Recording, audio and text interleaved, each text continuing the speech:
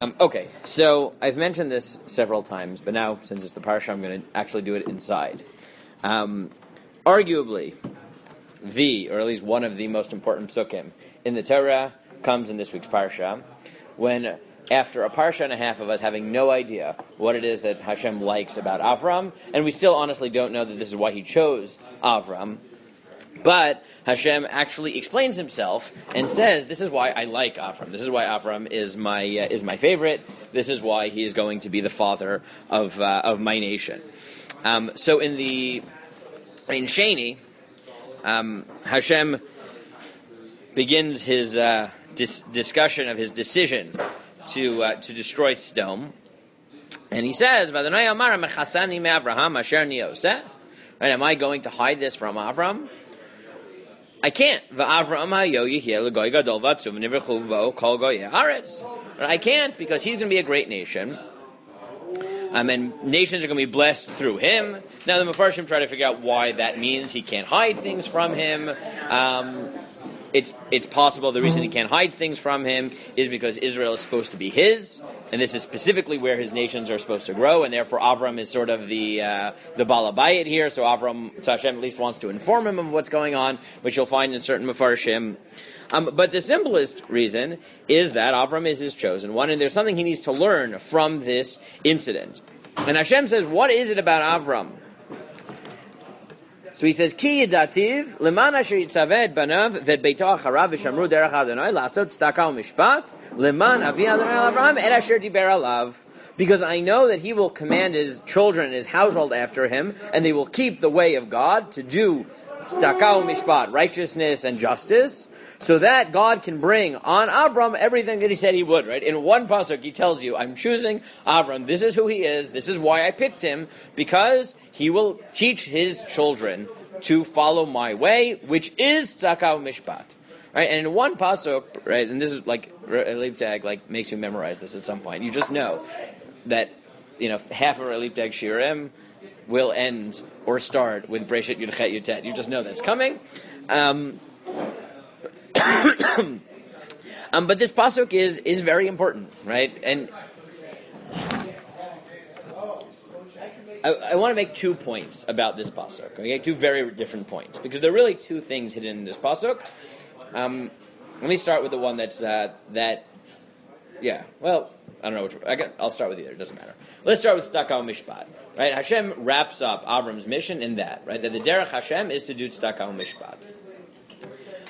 It's striking, first of all, that Hashem does not, despite the fact that we find Avram engaged in this, does not consider the derech Hashem that makes Avram unique, the spreading of monotheism. Right? It's not there. Right? It is part of who Avram is. It is clearly part of why Avram is important. It comes up right at the beginning in Lech Lecha. Right? That's the first thing we hear off the bat, that he's korei b'shem Hashem.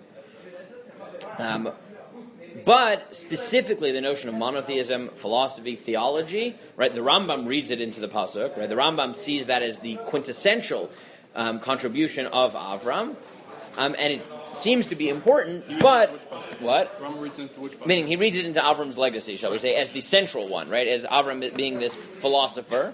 But when you look at the pasuk does not highlight that. The derech Hashem that the pasuk highlights is morality, right? Is ethics, is justice, and righteousness.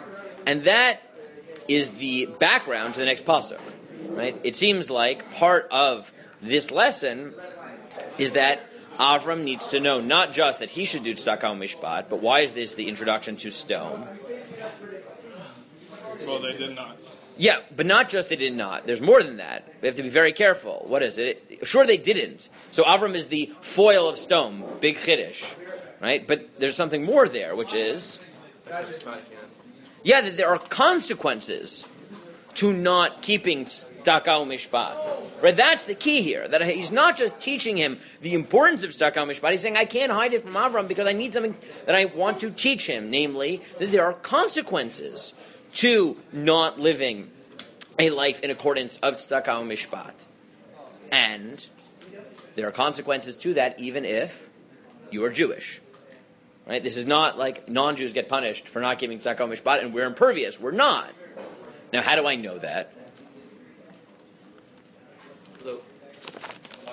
Well, he's not Jewish, but the clearest place in Tanakh, because you all know Tanakh so well, is Yeshayahu Perek Aleph, right? Yeshayahu Perek Aleph, right? You do know because it's the Haftarah of Parshat Dvarim, also known as the Haftarah of Chazon on Shabbat Chazon before Tisha B'Av, right? We read Yeshayahu. Come on, people, honestly. We read Yeshayahu's Nevuah, and what does Yeshayahu do? Yeshayahu is describing the destruction of Yisrael, of Yehudah rather. And what does he say?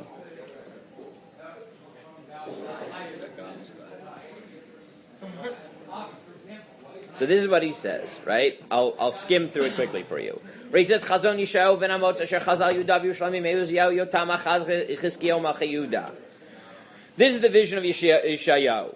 Okay? Shimu shamayim v'azini eretz ki Adonai diber banim gidalti v'romamti v'hem pashubi. Right? Heaven and earth, listen to me. Why does he say that? Because he's quoting Ha'azinu. Because in Ha'azinu we call on heaven and earth to punish us if we go astray, and now Yeshayahu is calling them to testify against us. Right? It's a very harsh pasuk. And God says, look, heaven and earth, look, I had children, they rebelled against me, meaning there are now consequences. And then if you skip down to pasuk Tet, Hashem says, or Yeshayahu says about Hashem, Lulei Adonai tzvaot tirlanu sarid kim'at kistom hayinu lamorad daminu. Right? Really, we don't deserve anything. If God hadn't left a remnant of us, we would have been like stone. Right? We were on the verge of utter destruction, and the last moment Hashem keeps a few of us alive. And then in a beautifully poetic pasuk, he switches. Because in pasuk Tet, what is the function of comparing the Jews to stone? Saying we should have been like that. No. Which part of stone is he focusing on? The fact that they were destroyed. Right? If God hadn't held back utter annihilation from us, we would have been like stone, and we would have been annihilated just like they were. But then in pasuk Yud, he flips it and he says, and don't think that this comparison is accidental, like your two people happen to be punished. Why were you almost stoned? Why did it almost destroy you completely? Because you were stoned. Pasuk Yud, Shimu Dvar Adonai Kitzinei Sdom Azinu Torat Eloheinu Am Omorah. He turns to them and he says, it's not accidental that I almost made you like stone, because you are stone. You are Kitzinei stone. Right? You are Am Amorah.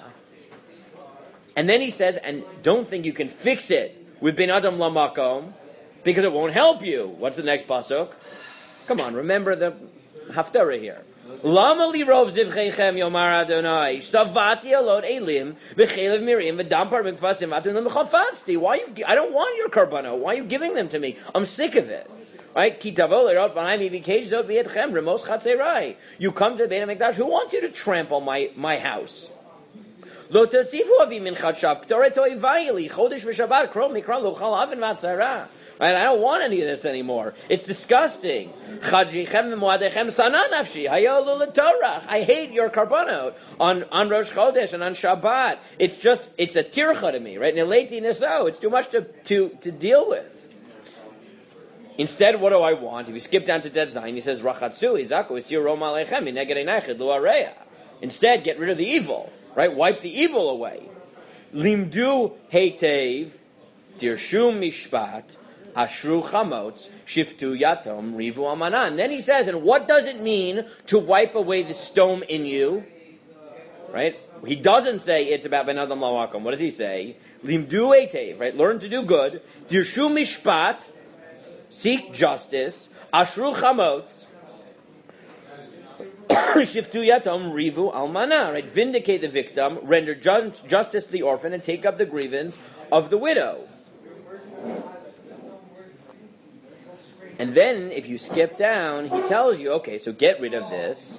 And then in Pasuk Chavav, he tells you, if you do this, then what will happen? If you manage to be righteous and moral, what will happen? Vashiva shoftayich kivarishona, v'yoatzayich kivatchila.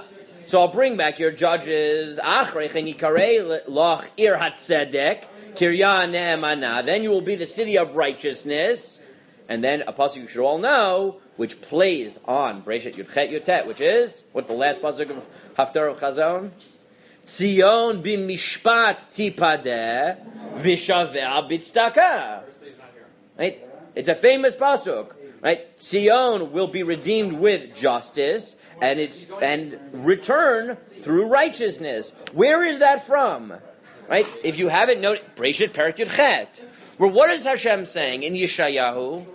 Saying, look, I chose Avram because I knew he would teach his children to do Tzedek Mishpat, to be ethical, to be moral. And I needed him to understand that there were consequences if you didn't. And therefore, I brought him into conversation about stone.